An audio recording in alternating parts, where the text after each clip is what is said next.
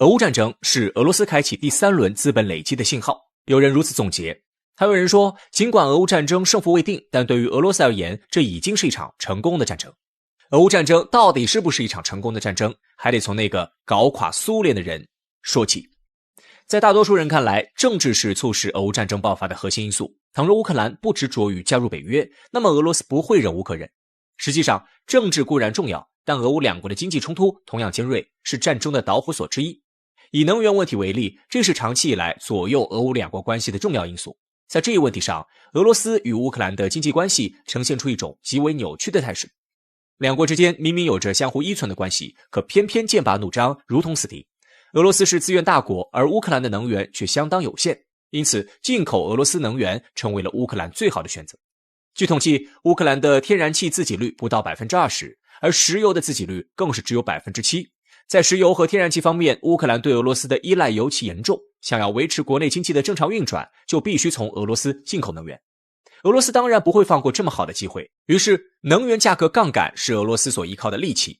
凭借着在能源上所占据的优势，俄罗斯可以影响乌克兰的内政乃至外交。但是乌克兰也绝不是任人宰割之辈。对于俄罗斯而言，能源出口是其最重要的外汇来源之一。乌克兰地理位处特殊，位于欧亚交界之处，如同一道走廊，将东西方的能源紧密相连。能源运输是乌克兰的强项，俄罗斯和欧洲80%以上的天然气交易都要途经乌克兰，乌克兰的地位不言而喻。于是仗着能源过境国家的身份，乌克兰对俄罗斯的能源杠杆发起多次制裁，以各种理由提高过境费用，引起了俄罗斯的强烈不满。两国曾在2006年与2009年爆发过2次激烈的天然气之争，而这种争夺的背后恰恰隐藏着俄乌两国无法调和的经济矛盾。除了能源外，两国在边境工业上也存在着冲突。就地理位置而言，俄罗斯南部工业区与乌克兰东部工业区紧密相连，而这两个工业区都曾属于苏联的南方工业区。乌克兰独立后，两国重新划定边界线，制定关税。在这一过程中，两国各不相让，争斗多年。这种消极的态度对两国边境工业造成了打击，不仅让商品与人员的互通交流成为了难题，更降低了效率，令企业成本大幅上涨，不利于两国工业的发展。尽管如此，俄罗斯与乌克兰的经济仍然离不开彼此，而这种复杂奇异的经济状态令俄乌冲突的爆发成为了一种必然。那么为何会出现这种诡异的现象呢？这还得从俄国的经济发展历程说起。当我们回顾历史时，会发现俄罗斯与乌克兰这对冤家的缘分已经持续了数百年，两国在政治上的分分合合实际上与经济发展同步，而两国的政治矛盾也大多与经济挂钩。简单来说，倘若俄罗斯与乌克兰在经济上利益一致，那么政治上的摩擦就可以被消弭。反之，一旦两国的经济利益不统一，就会引发种种矛盾。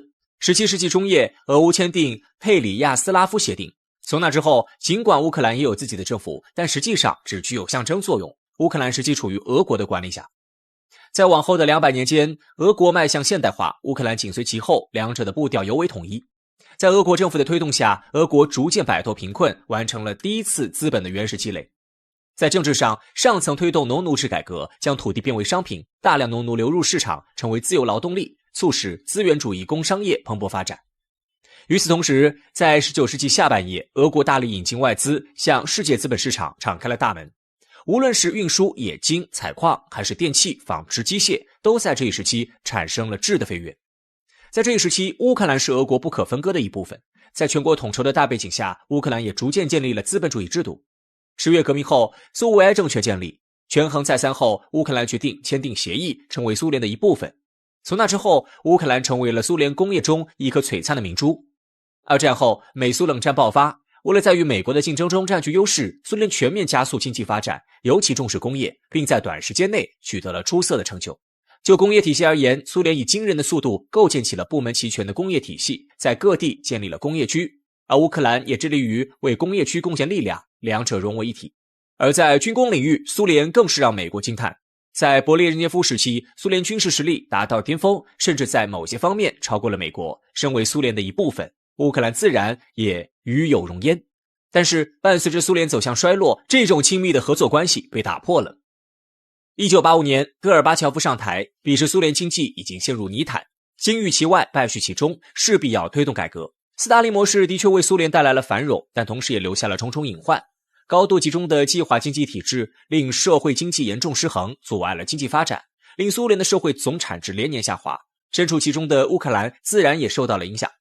当时摆在戈尔巴乔夫面前有2条路，要么继续小修小补，维持传统经济体系，要么彻底改革，将苏联经济连根拔起，寻找病因。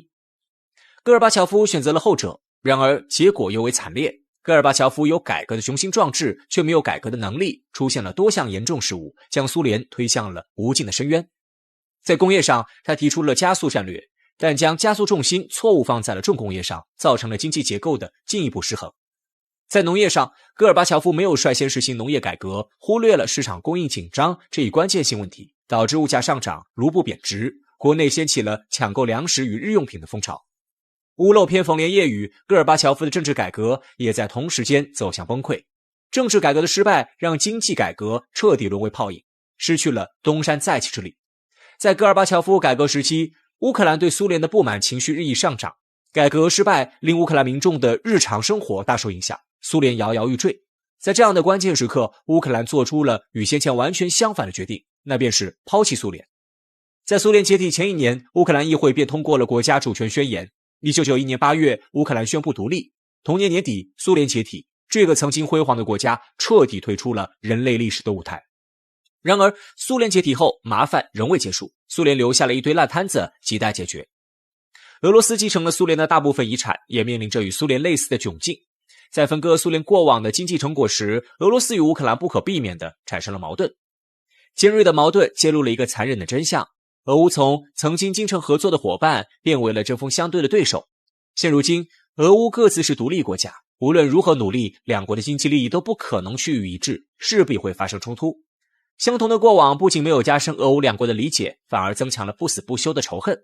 苏联解体崩溃的不仅是经济，更是整个社会。苏联解体为社会带来了强烈的彷徨感与失落感，冲击了原本坚定的信仰，造成了无法弥合的伤口。而这种伤痛难以被轻易抹平，甚至会随着时间而越来越深。这是俄乌产生冲突的文化根源，也是一道无解的难题。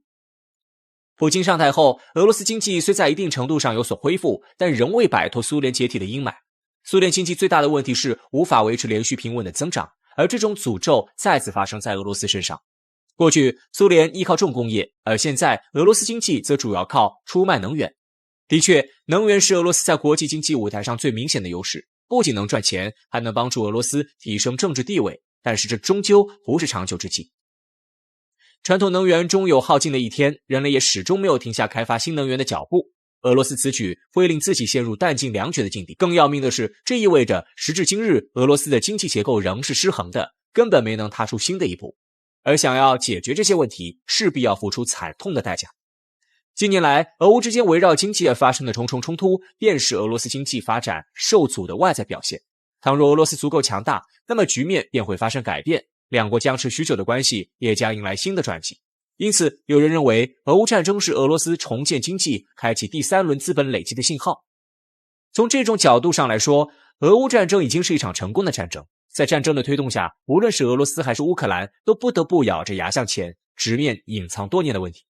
最终，无论结果如何，两国都能得到一个确切的答案。但是，这种说法仍然值得商榷。倘若从整体来思考，战争的确意味着开启了崭新的阶段。但是，无论如何，战争始终与痛苦、死亡和血泪息息相关，会为人类带来切切实实的灾难。从这种层面上来说，没有哪一场战争可以用成功2字来定义。更何况，俄乌战争战况焦灼，难分高下，而战争的结果将为俄罗斯与乌克兰两国带来最直接的影响。或许俄乌战争并不能被轻易定义为一场成功与否的战争，但可以肯定的是，这是一场必然会发生的战争。在巨大的压力下，俄罗斯与乌克兰的矛盾总有一天会爆发，而矛盾爆发的结果便是战争。未来战争局势如何，到底谁输谁赢，或许仍需要静观其变，打上一个大大的问号。俄罗斯与乌克兰彻底杠上了，直到今天，这场冲突已经持续了超过700天，许多隐藏的真相也渐渐浮现。奇特的是，中国的重要性正在日益凸显，就连西方国家也不得不承认，乱局之中唯有中国看得最为透彻。说起俄乌冲突，就不得不聊起北约。实际上，所有冲突都是因北约而起。从本质上来说，北约是一个军事联盟，军事是国家的基础力量，意义非同小可。美国深知，只要掌握了各国军事，就能在地区事务中发挥决定性影响。因此，苏联解体后，美国不仅没有解散身为冷战产物的北约，反而加快了东扩的脚步。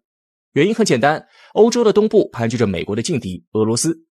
尽管美苏争霸的历史烟云已经散去，但美俄的争端从未停止，压制俄罗斯始终是美国的重要战略目标。于是美国盯上了乌克兰。简单来说，美国想要乌克兰加入北约，成为自己的前线阵地，帮助自己共同对抗俄罗斯。恰巧乌克兰与俄罗斯的关系本就算不上友好，受历史与现实政治影响，俄乌交恶已久，再加上美国从中搅和，俄乌局势便更加微妙。一直以来，美国都试图通过铁杆盟友欧洲帮助乌克兰建设军事，无形中提升了乌克兰抵抗俄罗斯的能力。对俄罗斯来说，这着实触碰到了底线。一旦北约东扩成功，乌克兰成为其中的一份子，那么后果不堪设想。如此一来，俄罗斯的家门口便有了美国的哨兵，几乎时刻处于被监控的状态里。无论如何，俄罗斯都不会允许这种情况发生，阻止乌克兰加入北约成为了俄罗斯战略布局的首要任务。在这种不可调和的矛盾中，俄乌冲突爆发了。直到今天，将近2年时间过去，俄罗斯与乌克兰始终未能握手言和。西方媒体评论不休，各种言论纷至沓来。然而，随着战争的不断推进，西方媒体惊讶地发现，有另一个看似毫不相关的国度对俄乌冲突的认识竟然惊人的准确，而这个国家正是俄罗斯的邻居中国。那么中国到底做了什么，值得令西方媒体如此惊叹呢？中国从头到尾没有以任何形式介入俄乌战争，但自从俄乌战争打响之后，中国面临的国际环境却不可避免地迎来了变化。一言以蔽之，一场俄乌冲突令中俄贸易额在短时间内急剧飙升，从一定程度上促进了中国的经济发展。反观美国与欧洲就没有了这种幸运。为了援助乌克兰，美欧均投入了大量的财力物力，却还是弄得焦头烂额，让人叹息连连。如此鲜明的对比，无怪乎西方媒体大呼中国流了一手。但其实西方媒体只看见了表象，没有触及问题的根本。中国能有如此巨大的贸易收获，绝非侥幸，而是长期积淀的结果。早在战争开始前，中俄两国便开启了发展贸易之路，一直保持着紧密的经贸合作。上世纪末，在俄罗斯经济的转轨期，中俄贸易基本维持在50至70亿美元上下，存在着较大的提升空间。进入新世纪后，中俄签订了一系列贸易协议，促成了贸易总额增长，在2008年创下了569亿美元的历史新高。随后，受金融危机与美国制裁影响，中俄贸易几经起落，终于在2018年突破了1000亿美元大关。然而，令人意想不到的是，这般耀眼辉煌的成绩不过是一个开始。去年，中俄贸易总额竟然直接翻倍，一举超过了2000亿，可见中俄贸易的确迎来了历史机遇。而这个机遇正是俄乌冲突。要知道，苏联解体后，俄罗斯的主要贸易伙伴发生了变化，从原来的东欧盟国变成了整个欧洲。鼎盛时期，与欧盟的贸易额几乎占到了俄罗斯进口总额的一半以上，约为 52.7%。俄罗斯10大贸易伙伴里，足足有7个是欧盟国家，欧盟的影响力不言而喻。一般来说，欧盟会从俄罗斯进口木材、能源、原材料与化学品，而俄罗斯则会进口服装、纺织、家具等轻工业制品。与此同时，生产汽车与车辆配件也是欧盟国家的强项，俄罗斯也需要这些产品。但在这看似顺利的合作背后，也隐藏着许多变动。要知道，欧盟可不止俄罗斯一个朋友。相比俄罗斯，美国明显对欧洲更为重要。俄乌冲突爆发后，美国第一时间站出来为乌克兰背书，提供援助，欧洲自然不能落后，必须跟紧美国的步伐，一同制裁俄罗斯。就这样，俄罗斯与欧洲的贸易断了，中国也获得了外贸领域的崭新机会。其实，中国与俄罗斯在贸易结构上天然有着很强的互补性。俄罗斯资源丰富，但轻工业不发达，而轻工业产品恰恰也是中国的强项。再加上近年来国产新能源车崛起，甚至闯入了欧洲市场，更是为与俄罗斯的合作提供了基础。换言之，曾经欧洲能做到的，中国也能做到，甚至做得更好。在这种情况下，中俄贸易自然取得了质的飞跃。眼见着中国生意做得风生水起，美国顿时不干了，时刻准备挑事。但是中国真正的智慧远不止于此。美国打了一手如意算盘，决定利用俄乌冲突做文章，打压中国。美国的思路十分明确，那就是依靠舆论将中国与俄罗斯绑定在一起。这种绑定是一种子虚乌有的政治关联。中国与俄罗斯积极开拓贸易，在经济上精诚合作，便意味着两国在政治上同样有着剪不断理还乱的纠葛。换言之，美国试图以经济为切入口，逼迫中国表态，表态的内容便是在俄乌冲突里支持俄罗斯。而美国之所以这么做，是为了给自己找个由头，制裁中国。只要中国一表态，美国便可以扯着正义的大旗招摇撞骗，将用在俄罗斯身上的制裁手段同样应用在中国身上，打中国一个措手不及。可是美国万万没有想到，中国早就看穿了这一点，并且有着自己的应对方式。自始至终，中国的态度都是冷静而克制。美国唯恐天下不乱，恨不得挑起战争，从中搅局，但中国希望天下安定，俄罗斯与乌克兰能够解开夙愿，握手言和。从战争最开始，中国就一再强调要通过和平谈判的方式解决俄乌冲突。为表明立场，中国还通过外交部发布了官方文件，再次强调了中立态度。美国本以为中国的冷漠无情会惹恼俄罗斯，从而影响两国的合作，可是俄罗斯的反应也颇为出人意料。此前曾有捷克的领导人跳出来污蔑中国的中立立场，他认为中国是在有意引导舆论，实际上想要无限延长俄乌冲突，从中获得大量利益。此言一出，俄罗斯立马反驳，为中国证明现如今中国与俄罗斯的合作是一种良性的君子之交，中俄之间不会结盟，这种疏远并非是坏事，而是确保地区稳定与国际和谐的重要手段。在此基础上，又为中俄的全方位合作提供了生长空间。正因如此，中国与俄罗斯的情谊才能长盛不衰，中国也才能在俄乌冲突里展现出充分的智慧。但值得确定的是，中国从来都不指望发战争财，和平是中国永远的期待。在和平年代，中俄贸易才能有稳定的绵延。未来俄乌战争的局势究竟如何，或许还要拭目以待。